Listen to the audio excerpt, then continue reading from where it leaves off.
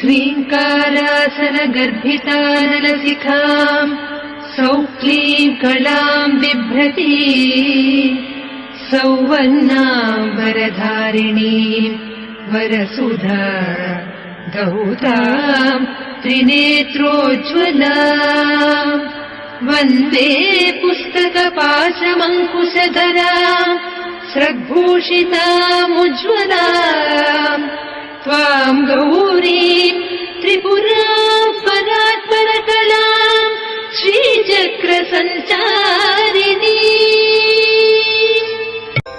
ॐ ऐं ह्रीं श्रीं ऐं क्लीं सौः।